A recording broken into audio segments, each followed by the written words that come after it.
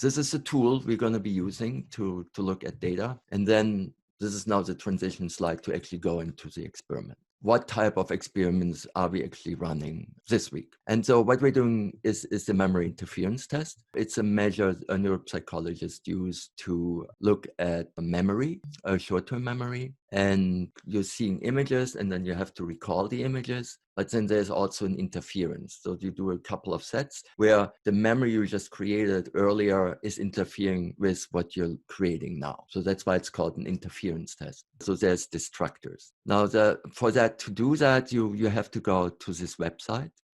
So this is the website we're going to be using. And so you're going to log in, and the login is Alice23L and science.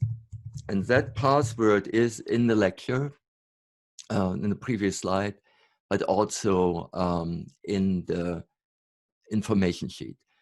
So what you want to do is so basically you're going to read the lab manual and you get ready, and then you watch this video, and that it's a 3-minute video showing you how to do the test at home. Because if not everybody does it the same, you introduce errors into your experiment. So there's some instructions how to do it, like one finger versus 2 finger. You want to look at the background. This is what the study is actually doing, and this is going on since 2007. Now, you're actually doing real research. This is human research. So here's the human research website. So this is my approval notice, which I just got in January for this study. And I have to basically apply for this every year. So you can look at the IRB if you're interested, how to design an experiment with human research subjects and what the process would be at UCLA to get it approved. And then in the approval notice, there is a general information sheet, and that's this one. And that basically you're required to read that before you do the experiment. So you being the subject of the human research, so I have to inform you, potential risks and discomforts. So, like it's a computer test. So it's not really, you're all used to computers, but it's still an experiment, and I need to outline, you might get a headache, a strain, and I have to warn you about that. That might be a risk by taking the test. You don't have to do the test. Also, there's a waiver. It's voluntary. You don't have to do the test to get, an A in this class. However, if you do the test, you will better understand where the data comes from we're collecting, and it will make a little more sense to then create your hypothesis. But you don't have to do it. So again, look at the IRB, the information sheet, look at the video, and then once we did all that, you can actually take the test. Now, we started with picture, there's word, and audio. That's how we started, but we added a bunch of other things where you can memorize baby animals is very popular, or just random designs. How well are you just looking at random designs and memorizing these, or numbers, number memory? So you can do or faces, and then we have MIT where you get shown faces and you have to memorize these. So that's basically, so let me just show you the standard one is the image one. So it starts like that. And then what you do is you answer a questionnaire. So you click on this, and then it will ask you 4 panels. And then that's what the information you provide to the system. Because then, these are the groups. So there's a measure, the cognitive, and then this would be the groups, male, female, or, primary language is English if you do, the verbal test, the word test. And then you can use these groupings to later then look to parse out the data and look whether there's a performance difference. So that's how you would do the test at home. Make sure to open up the whole screen to do that. And then once all that is done, then you can go and explore the database. And that is this panel. But before we go there, I'm going to go back to here. All right. So here's the password. The password is also in the information sheet at the bottom to make sure you're reading the information sheet before taking the test. So now let's go back to the hypothesis we had before, right? So the null hypothesis is that heavy alcohol use has no effect on cognition. So the one we just really said, well, it's not really very specific, but it's also not testable, right? But so let's see whether it's testable or not, right? So let's go back to here of questions you responded to. So here's, are you right or left-handed? You know, what day of the week? Did you take it in the morning? Were you quickly doing it? So that's the panel 0. And then panel 1 is the panel I showed you earlier, male, female. And how to do the test is you click on these, you select the parameters and then click this button.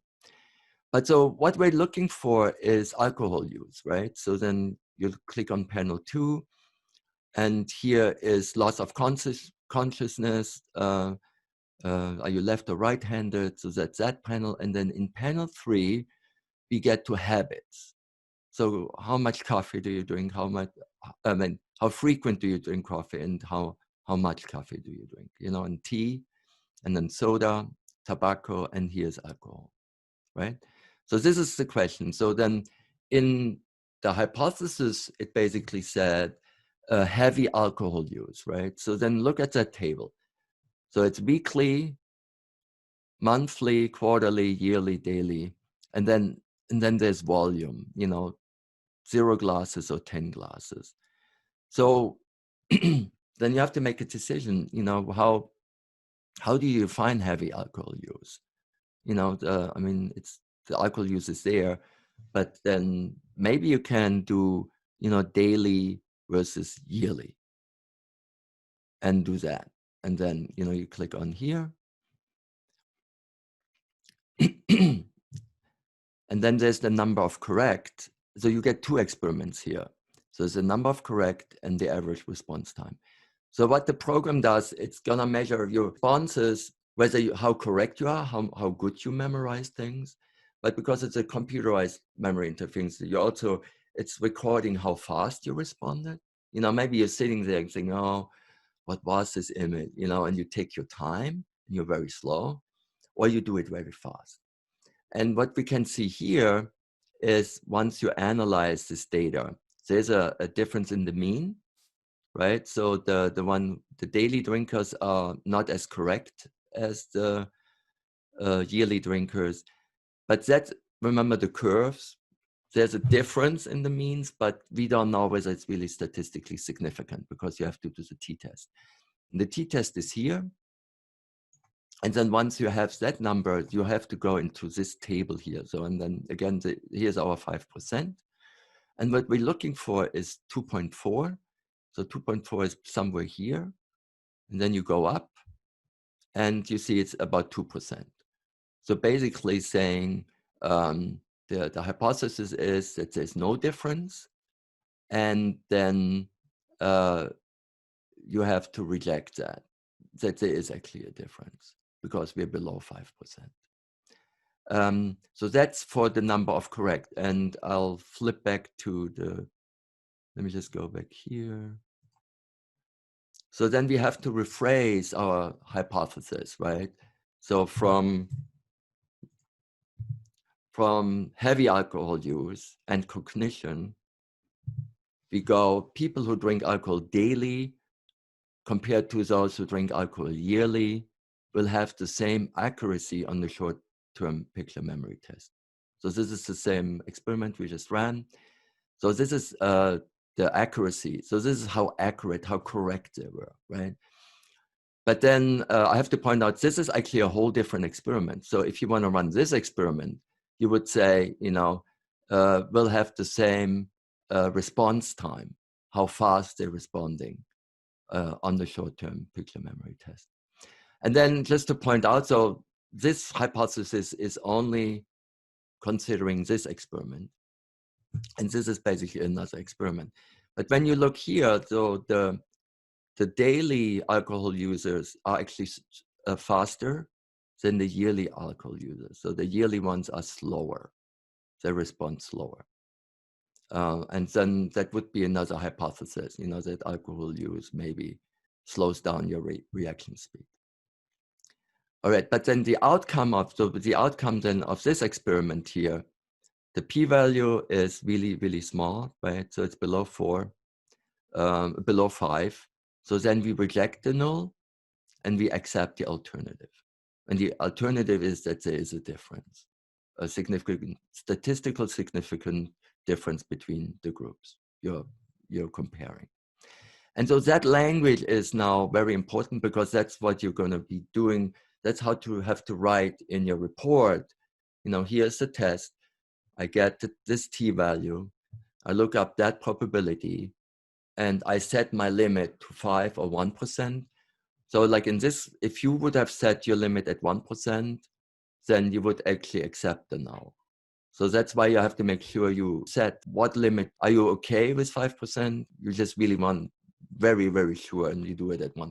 But then the outcome would be different. And you kind of have to argue that in your scientific writing. So this is the outcome. So we reject, which means that there is a difference. And once there is a difference, you can refine the model, or you can refine the hypothesis. So now you have like this outcome, right? So then it's interesting. You can tell a friend, and then it gets lost in history because nobody knows about it. So once you have a result, you want to publish it and make it available to the larger scientific community, so that everybody will, be able to look that up. So if you have a great idea for an experiment, you want to actually look if that experiment was already done, or if it's really something new, it's new knowledge. On CCLE, and I've shown you a little bit, there is an annotated paper also about binge drinking. So it's kind of interesting. How is the experiment set up, and how is the experiment reported, and what is the outcome, and how does the p-value and the t-value, how are they important in that paper? So you can look at that paper.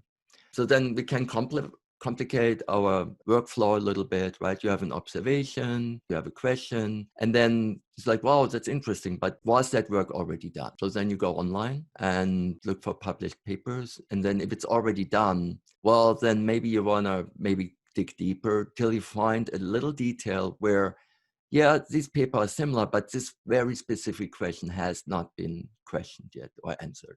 And that's what we call the knowledge gap. So it's something which hasn't been researched yet or found yet.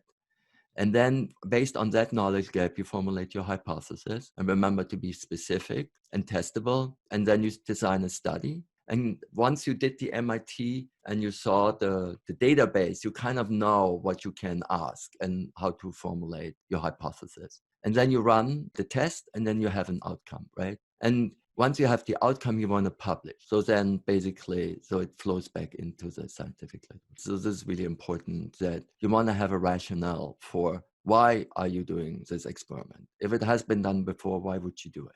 And it could be a follow-up experiment, but then you really have, you see it has been done and the data wasn't very good, or the N wasn't good enough. The N was too small in the group, right? Or it looks fishy, you don't trust the research and you would just want to repeat it. But then you would have to, that would be your rationale for redoing that experiment. And so then here's an outline. So as I said, there's an annotated paper. Usually you have a title, and it needs to be catching. You want to get people's attention. In the introduction, you want to go over your rationale, over that gap. Why are you doing this study, and what has been done before? You want to cite some papers. In material methods, you want to go over the actual experiments. How do you do the experiment so somebody else could repeat it? Read the paper and say, oh, let me repeat that experiment and see whether the outcome is the same. And then in the results, you include the t-test and the p-value. And then in the discussion, you interpret that result. Do you reject or accept the null? But for this week's lab, we are only going to do the first part. So we have 3 writing assignments throughout the quarter. So for the first one, we're just going to focus on the title, the introduction, the material method. And there's a video going over that, posted on CCLE, and getting you into the writing process. And there's also some exercises you're going to be doing, evaluating writing, just like we just evaluated the hypothesis. You have a rubric and you deconstruct whatever you're reading to be able to evaluate the writing and thereby actually learning how to write your own paper. Well, don't be intimidated. There's a lot of material, it looks like, but when you work through it, so it might look a lot, but just work through it slowly and have fun. The memory interference test is really fun. The baby animals are cute. They're very popular. And then, think about asking questions, what would be interesting to test, maybe there was something you always wanted to test or find out, right? And then play around with the database and run a couple of experiments, and maybe then reformalize your hypothesis. And that's it, going through this loop, you have this idea, you go in the database and then, you run the experiment, it doesn't look very interesting. And then maybe you refine it and you find something more interesting. And then delve into the literature and see whether that experiment has been done or not. And if you do all these steps, actually, you get to understand how to actually then write the paper, because you've done all these steps and you know what it needs, how to write, how to do the experiment. That's a material method, and how what it would mean, in terms of a background research. What is the information available, and what could you contribute to science by finding a new question you could answer. And that's it. All right. So bye, everybody. I'm going to stop the recording.